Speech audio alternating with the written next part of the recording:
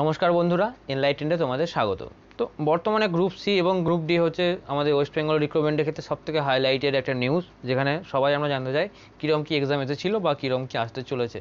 Last 4 বছর আগে exam হয়েছে, তো আমরা সেই লাস্ট 4 বছর আগে 2017 সালে যে এক্সামটা হয়েছিল গ্রুপ ডি, সেটার মূলত জেনারেল অ্যাওয়ারনেস এবং কারেন্ট অ্যাফেয়ার্সটা একবার ডিসকাস করে নেবো, দেখে নেবো কীরকম কী এসেছিল। এইরকমই যে 2021-এ আসবে সেরকম বলা যায় না, স্ট্যান্ডার্ড তো আরও অবভিয়াসলি বাড়বেই। বাট 2017-তে কী হয়েছিল, কারণ তখন কিন্তু কাট আপ ছিল 45-45-এর মধ্যে কাট আপ ছিল 43, এটা শোনা কথা। বাট 43 কোশ্চেনের লেভেল কিন্তু খুব ইজি ছিল, বাট লাস্টের দিকে কারেন্ট অ্যাফেয়ার্স সেকশনে কয়েকটা জিনিস ছিল পুরো ডিটারমাইনিং ফ্যাক্টর ছিল পাস ফেলের ক্ষেত্রে। তো সেই কোশ্চেনটা ঠিক কী ছিল সেটা জানার জন্য একদম শেষ অবধি গেলে তোমরা দেখতে পাবে, যেখানে আমরা কারেন্ট অ্যাফেয়ার্সগুলো ডিসকাস করব। ওখানে গেলেই জানতে পারবে যে ঠিক কোন কারণে 43টা পাওয়াও মুশকিল হয়ে যাবে। তো চলো শুরু করা যাক। অ্যান্ড এটা ছিল প্রথম পেজটা রাখার একটাই কারণ বা দেখানোর একটাই কারণ, সেটা হচ্ছে এই পয়েন্টটা। গ্রুপ ডিতে কোনো নেগেটিভ মার্ক নেই। নর্মালি প্রত্যেক এক্সামে 1/4 বা 2/3 একটা নেগেটিভ মার্কিং থাকে। গ্রুপ ডিতে কোনো নেগেটিভ মার্কিং ছিল না 2017-তে। তো এর ফলে কী হয়, এর ফলে কিন্তু কাট আপটা অনেক বেড়ে যায়। নেগেটিভ মার্ক না থাকা একরকম বড় রকম ডিসঅ্যাডভান্টেজ। তো যাই হোক, চলো শুরু করা যাক আমাদের প্রথম কোশ্চেন থেকে। আমি অ্যাকচুয়ালি পুরোপুরি কোশ্চেনটাকে কপি পেস্ট হিসাবে ইউজ করেছি, কোনো রকম আলাদা করিনি, কারণ এইটা ছিল এক্স্যাক্টলি কোশ্চেনের ধরনটা এরকম 2017 সালে, মানে 2017 সালের স্মৃতি বলতে গেলে। পর্ণমোচী গাছে কি হয়? পর্ণমোচী গাছে যেটা হয় সেটা হলো গ্রীষ্মকালে ফুল ঝরে যায়, শীতে পাতা ঝরে যায়, শীতে ফুল ঝরে যায়, শীতে মরে যায়। তো পর্ণমোচীর ক্ষেত্রে যেটা হয় শীতকালে পাতা ঝরে যায়, যেটাকে আমরা ডেসিডুয়াস ট্রি বলে থাকি। বিগ ব্যাং থিওরি বিবৃত করে ব্রহ্মাণ্ডের সৃষ্টি, সূর্যের সৃষ্টি, মাধ্যাকর্ষণের সৃষ্টি এবং অণুজীবের সৃষ্টি। তো বিগ ব্যাং থিওরি বিবৃতি করে মূলত ব্রহ্মাণ্ডের সৃষ্টি বা the creation of universe. Bhopal gas দুর্ঘটনার কারণ ছিল মিক গ্যাসের নিঃসরণ, তো যেটি হলো methyl isocyanide, methyl isocyanate, methyl isocyanide and methyl আইসোসাইট্রেট। তো লাস্ট যে টার্মগুলো আছে সায়ানাইড, সায়ানেট, এটাই অ্যাকচুয়ালি ডিটারমাইনিং ফ্যাক্টর, চেঞ্জ করে দেবে যে কোনো অ্যান্সার ঠিক বা ভুল। এখানে আমাদের অ্যান্সার মিথাইল আইসোসায়ানাইড।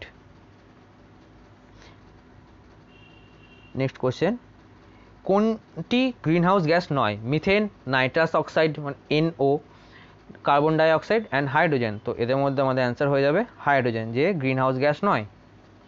কোন স্তন্যপায়ী ডিম পাড়ে? ডলফিন, হংসচঞ্চু, তিমি, ডুগুং। তো অ্যান্সার হংসচঞ্চু বা প্লাটিপাস। নিম্নলিখিত কোন রোগটি কারণ ব্যাকটেরিয়া সংক্রমণ নয়? আমাশয়, টাইফয়েড, কলেরা, ডিপথেরিয়া। অ্যান্ড এখানে আমাদের অ্যান্সার আমাশয়। আমাশয় এক ধরনের প্রোটোজোয়ান ডিজিজ বা আমাদের পেটের গোলমাল যেটাকে বলি, তো সেটা প্রোটোজোয়ার কারণে হয় অ্যাকচুয়ালি। কাঙ্গারু কোন দেশের জাতীয় প্রতীক বা কোন দেশের প্রতীক? Canada, Australia, Italy and Ireland. তো আমরা সবাই জানি কাঙ্গারু হচ্ছে আমাদের অস্ট্রেলিয়ার জাতীয় প্রতীক।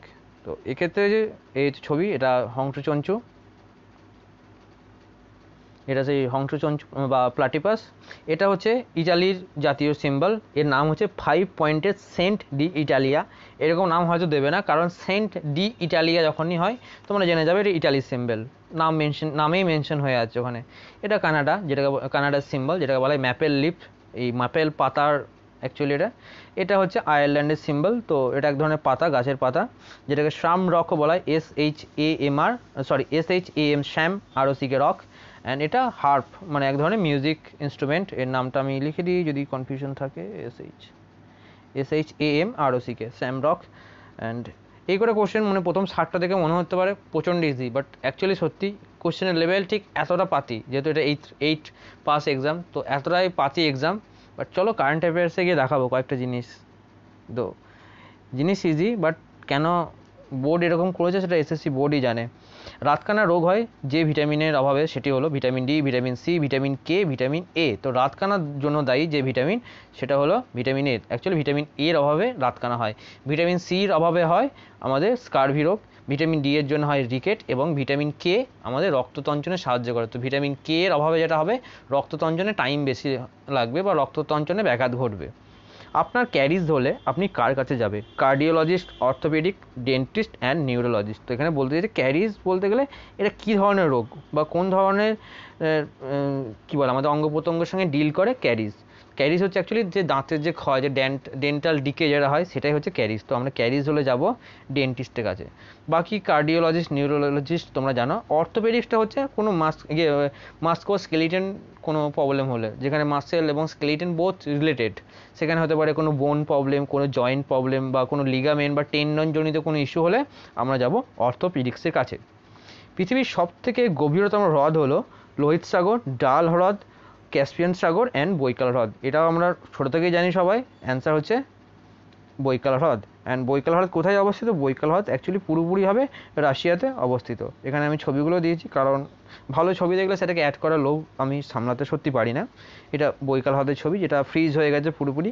এটা হলো ক্যাসপিয়ান সি। ক্যাসপিয়ান সি বলতে গেলে এশিয়া মহাদেশে অবস্থিত, বাট ও কিছু কান্ট্রির সাথে ওর বর্ডারটা শেয়ার করেছে। সেই কান্ট্রিগুলো কে কে? Russia, Kazakhstan, Turkmenistan, Iran and Azerbaijan. তো এটা কিন্তু খুব একটা ভালো কোশ্চেন যে ক্যাসপিয়ান সি কাদের সাথে কান্ট্রি শেয়ার করেছে বা কতগুলো কান্ট্রির সাথে নিজেদের বর্ডার শেয়ার করেছে। এটা কিন্তু একটা দারুণ কোশ্চেন। তো স্ট্যান্ডার্ড কোশ্চেন হতে পারে এখান থেকে। এটা ডাল লেক, যেটা শ্রীনগরে অবস্থিত, আমাদের জম্মু অ্যান্ড কাশ্মীরে, দ্য ক্রাউন অফ শ্রীনগরও বলা হয়ে থাকে। অ্যান্ড এটা হচ্ছে লোহিত সাগর। এটা অ্যাকচুয়ালি লোহিত সাগর। এটা হচ্ছে এশিয়া কন্টিনেন্ট, এটা আফ্রিকা। এটা সেই ফেমাস সুয়েজ ক্যানাল। অ্যান্ড এটা বললাম লোহিত সাগর। তো বলতে গেলে সুয়েজ ক্যানাল এখান থেকে কোশ্চেন আসতে পারে, কারণ কয়েকদিন আগে সুয়েজ ক্যানালে যে ক্রাইসিসটা হয়েছিল, তো সেই জন্য নিউজে আছে। তো এখান থেকেও চাইলে বেশ স্ট্যান্ডার্ড কোশ্চেন আসতে পারে। অ্যান্ড এখান থেকেও বেশ standard geography plus static question কিন্তু আসতে পারে। তো এখানে দিতেই পারে যে লোহিত সাগর কোন দুটো কন্টিনেন্টের মাঝখানে অবস্থিত, বা যে সুয়েজ ক্যানাল কাদেরকে কানেক্ট করছে। এদিকে আছে মেডিটেরিয়ান সি, এখানটা মেডিটেরিয়ান সি, এদিকে লোহিত সাগর বা রেড সি। তো এই দুটো সেকশন দিয়ে কিন্তু স্ট্যান্ডার্ড কোশ্চেন তৈরি করা যেতে পারে আমাদের 2021-এর জন্যে। বাট জানি না, দেখা যাক 2021-এ কীরকম কী কোশ্চেন আসে। বাট এইটা হচ্ছে 2017 স্ট্যান্ডার্ড। নিম্নলিখিত কোনটি মানুষের ক্ষেত্রে প্রযোজ্য নয়? তো যে অপশনগুলো আছে, স্বভোজী, সর্বভুক, পরভোজী, মাংসাশী। তো আমরা কি জানি? মানুষ স্বভোজী নয়, কারণ নিজের খাবার নিজে তৈরি করতে পারে না। ভারতীয় সংবিধানের মুখ্য স্থপতি কাকে বলা হয়? তো principal architect of the Indian constitution. তো যিনি ব্যক্তি হচ্ছেন আমাদের the father of Indian constitution, doctor B.R.. Ambedkar. বাকিদের ক্ষেত্রে বলতে গেলে ডক্টর রাজেন্দ্র প্রসাদ, আমাদের প্রথম প্রেসিডেন্ট। বি.এন. রাও, ইনি ছিলেন কনস্টিটিউয়েন্ট অ্যাসেম্বলির adviser. And N Gopalaswami Ayyar, ইনি ছিলেন এই ডক্টর বি.আর. আম্বেদকরের আন্ডারে যে ড্রাফটিং কমিটি ছিল, সেই ড্রাফটিং কমিটির একজন মেম্বার ছিলেন গোপালস্বামী আয়ার। তাছাড়াও যে আর্টিকেল 370 আছে, এই আর্টিকেল 370-কে ড্রাফট করেছিলেন গোপালস্বামী আয়ার। টোফু কিসের থেকে তৈরি হয়? কোকোয়া, সয়াবিন দুধের দই, দই, কফি। তো টোফু তৈরি হয় সয়াবিন দুধের দই। তো এই ধরনের দুধকে আবার বলা হয় ভেজিটেরিয়ান মিল্ক। তো মূলত কোনো রকম ভেজিটেশন বা ভেজিটেবল কোনো জিনিস থেকে যদি কোনো দুধকে যখন তৈরি করা হয়, সেটাকে ভেজিটেরিয়ান মিল্ক বলা হয়ে থাকে। এবার এই কোশ্চেন এরকম ধরনের আসতে পারে যে টোফু প্রোটিন কোথায় পাওয়া যায়? তো অ্যান্সার সিম্পলি সয়াবিন হয়ে যাবে। নেক্সট কোশ্চেন, ভূমিকম্পের তীব্রতা মাপা হয় যেটির দ্বারা, সেটি হলো barometer, hydrometer, polygraph and seismograph. এটাও একটা easy answer, easy question. Answer D, seismograph. বাকিদের ক্ষেত্রে বলতে গেলে ব্যারোমিটার বায়ুমণ্ডলের চাপ মাপার কাজে লাগে, আর হাইড্রোমিটার অ্যান্ড হাইগ্রোমিটার খুব আলাদা, মানে এদের কাজ পুরো আলাদা, জাস্ট একটা ওয়ার্ডের চেঞ্জের জন্য, একটা লিটারের চেঞ্জের জন্য। হাইগ্রো যখন জি থাকবে, হাইগ্রোমিটার বায়ুর আর্দ্রতা বা হিউমিডিটি মাপবে, অ্যান্ড হাইড্রোমিটার মাপবে রিলেটিভ ডেন্সিটি, লিকুইডের রিলেটিভ ডেন্সিটি মাপবে হাইড্রোমিটার। আমরা জানি দুধে পিউরিটি মাপে ল্যাক্টোমিটার। তো ল্যাক্টোমিটার আর কিছুই না, এই হাইড্রোমিটারই একটা স্পেশাল ফর্ম হচ্ছে ল্যাক্টোমিটার। অ্যান্ড লাস্ট আছে যেটা অপশন সিতে ছিল, পলিগ্রাফ। এটা মূলত লাইট ডিটেক্টিং একটা টেস্ট। তো সেখানে আমাদের কোনো মানুষের তার ব্লাড প্রেশার, তার যে হার্ট রেট, হার্টবিট, তার যে রেসপিরেশন রেট, এই কিছু প্যারামিটার নিয়ে ডিটেক্ট করা হয় যে সেই ব্যক্তি ঠিক বলছে না ভুল বলছে। কারণ নর্মালি কোনো ভুল বললে বা মিথ্যা কথা বললে আমাদের নর্মালি কিছু বায়োলজিক্যাল চেঞ্জেস হয়, আমাদের মানে চোখের সাইজ বড় হয়ে যায়, পিউপিল ডাইলেশন বড় হয়ে যায়, আমাদের ব্রিদিং বেড়ে যায় বা অ্যাবনর্মাল ব্রিদিং দেখা যায়। তো সেই রকম জিনিসগুলোর ওপর যে একটা গ্রাফ বানানো হয়, সেটাই actually polygraph test. And general knowledge থেকে বলতে গেলে এটাই আমাদের লাস্ট কোশ্চেন, মশার জৈব নিয়ন্ত্রণে কোনটি ব্যবহৃত হয়? পুঁটি, রুই, গ্যাম্বোসিয়া, বাটা। তো অ্যান্সার এখানে গ্যাম্বোসিয়া, যাকে আবার মস্কুইটো ফিশও বলা হয়। তো এইগুলো হচ্ছে আমাদের জেনারেল নলেজ থেকে কোশ্চেন। যদি তোমরা দেখো, সবথেকে ম্যাক্সিমাম কোশ্চেন কিন্তু এসেছে বায়ো সায়েন্স থেকে, প্রায় 4-5টা বা তারও বেশি কোশ্চেন কিন্তু বায়ো সায়েন্স থেকে আছে। তো গ্রুপ ডি 2017 সালে বায়ো সায়েন্সে খুব বেশি প্রিফারেন্স দিয়েছিল, 2021 কী হবে জানি না, বাট বায়ো সায়েন্স কিন্তু গ্রুপ ডি থেকে সব থেকে বেশি এসেছিলো। এবার দেখা যাক আমাদের কারেন্ট অ্যাফেয়ার্স সেকশন, যেখানে আমরা স্পেশালি 15 নম্বরের কথা বলা হয়েছিল বোর্ডের তরফ থেকে, আলাদা করে বলেই দিয়েছে কারেন্ট অ্যাফেয়ার্স সেকশন 2, যেখানে 15 নম্বর থাকবে। তো দেখা যাক এই 15টা কোশ্চেন। ফার্স্ট কোশ্চেন, পার্ক স্ট্রিটের নতুন নামকরণ হয়েছে যার নামে? তিনি হলেন জগদীশচন্দ্র বোস, ডিরোজিও, মাদার টেরেসা, নেতাজি সুভাষচন্দ্র বোস। পাশের ছবি দেখলে তোমরা জেনেই যাবে, অ্যান্সার এখানে হয়ে যাবে মাদার টেরেসা। বাট পরে আমি সার্চ করে দেখলাম এইটা হচ্ছে 2004 সালের নিউজ। তো যাদের বাড়ি কলকাতা তাদের ক্ষেত্রে এটা খুবই সুবিধার কোশ্চেন। জুন 2014-তে কেন্দ্রীয় সরকারের কোন মন্ত্রী এশিয়ান ডেভেলপমেন্ট ব্যাংকের এডিবি বোর্ড অফ গভর্নন্সে ভারতীয় গভর্নর হিসাবে নিযুক্ত হয়েছেন? তো এখানকার অ্যান্সার বেশি কিছু যাচ্ছি না, কারণ পুরনো current affairs. Answer Arun Jaitley. Next আবার একটা, অক্টোবর 2014-তে আরবান হাউজিং মিশন নিম্নলিখিত কোন জাতীয় নেতার নামে নামকরণ করা হয়েছে? তো এটার নাম চেঞ্জ করা হয়েছে কার নামে? সর্দার প্যাটেল। এবার এখানে যেটা দেখার জিনিস সেটা হচ্ছে আমরা এক্সাম দিচ্ছি 2016-তে, আর এরা কারেন্ট অ্যাফেয়ার্স জিজ্ঞেস করছে 2014 থেকে। তো এবার বুঝতে পারছো কেন 43টা পাওয়াটাও বেশ ঝামেলার হতে চলেছে। তো এইরকম গেম খেলেছিল সেই সময় বোর্ড অ্যাকচুয়ালি। তো এইখানে পরপর 3টে কারেন্ট অ্যাফেয়ার্স 17-18 করাটা বেশ বেশ সমস্যাদায়ক। কেউ যদি বহুদিন ধরে প্রিপারেশনের মধ্যে থাকে তাহলে ঠিক আছে। অ্যান্ড এখানে যে 2014 যে এই যে সেন্সটা এসেছে এডিবি ব্যাংকের মেম্বার, এরকম একটা সেন্সের কোশ্চেন বর্তমানেও আছে। তো সেটা হচ্ছে যে আমরা যে কারেন্ট অ্যাফেয়ার্সের যে ভিডিওটা বানাচ্ছি তোমরা দেখতে থাকো, জানুয়ারি থেকে শুরু করেছি সেখানে। তো বর্তমানে একটা বোর্ড বানানো হয়েছে গাভি, একটা ইন্টারন্যাশনাল বোর্ড। এই গাভির ফুল ফর্ম কি তোমরা চাইলে কেউ কমেন্টে মেনশন করতে পারো, আমি আগেও বলেছি তাই এখানে বলবো না। এই গাভির মেম্বার হয়েছেন আমাদের ডক্টর হর্ষবর্ধন, ইনি আমাদের স্বাস্থ্যমন্ত্রী আর কি বলতে গেলে। তো ইনি হচ্ছেন এই গাভির মেম্বার। তো সেই সময় যিনি অরুণ জেটলি ছিলেন এডিবির মেম্বার একটা ইন্টারন্যাশনাল বোর্ডে, তো গাভির একজন মেম্বার হয়েছেন ডক্টর হর্ষবর্ধন। সরি, মানে সম্ভবত শুধু হর্ষবর্ধন উনি, নট ডক্টর। নেক্সট 19, সিন্ধু সভ্যতার অধিবাসীদের প্রধান জীবিকা কী ছিল? তো ইন্দাস ভ্যালি সিভিলাইজেশনে ওনাদের প্রধান অকুপেশন ছিল এগ্রিকালচার বা কৃষি। ধ্যানচাঁদ যে খেলার সাথে যুক্ত ছিলেন তা হলো দৌড়, ফুটবল, কুস্তি, দৌড়, হকি, কুস্তি, হকিতে অ্যান্সার হকি। এগুলো সবাই আমরা জানি। গতিধারা প্রকল্পটি কোন সরকার চালু করেছে? উড়িষ্যা, অসম, পশ্চিমবঙ্গ, মহারাষ্ট্র। অ্যান্সার পশ্চিমবঙ্গ। নিম্নের কোনটি ক্রান্তীয় মৌসুমি ফসল? ধান, গম, বাজরা, সরিষা। তো এই ক্রান্তীয় মৌসুমি ফসল বলতে অ্যাকচুয়ালি খারিফ শস্যকে বোঝাচ্ছে। তো এদের মধ্যে খারিফ শস্য বা খারিফ ক্রপ কোনটা? সেটা হচ্ছে ধান। এবার কথা ছিল 15টা কারেন্ট অ্যাফেয়ার্স থাকবে। এবার তোমরা দেখে নাও এখানে কটা কারেন্ট অ্যাফেয়ার্স আছে। এটা হিস্ট্রি, তারপর একটা যে পোর্টস, যেটা কারেন্ট অ্যাফেয়ার্সের পোর্টস নয়, এটা যে জিওগ্রাফি। এটা বলতে গেলে কারেন্ট অ্যাফেয়ার্স এই গতিধারা প্রকল্প হিসাবে। বাট এটা যদি খোঁজো অনেকে 2014 সালে পাবে। 4টের মধ্যে একটা বলতে গেলে কারেন্ট টপিক বা কারেন্ট অ্যাফেয়ার্স, বাট তাও ওল্ড, 2 বছর পুরনো।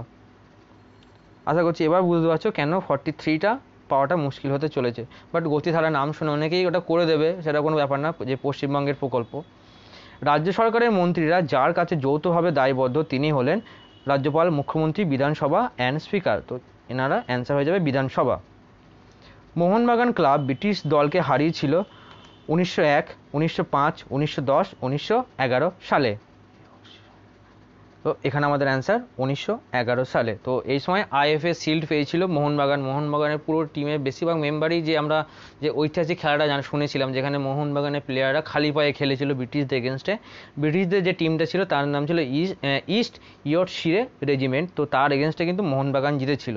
তো এটা খুব সেই সময় একটা বড়সড় অ্যাচিভমেন্ট বলতে গেলে। আর এই ডেটটা ছিল 29 জুলাই, মানে আজকে আমরা যে ডেটে ভিডিওটা বানাচ্ছি 29 জুন, ঠিক 1 মাস পরে হয়তো তারই একটা বর্ষপূর্তি হতে চলেছে 2021 সাল, অ্যান্ড সেটা ছিল 1911 সাল।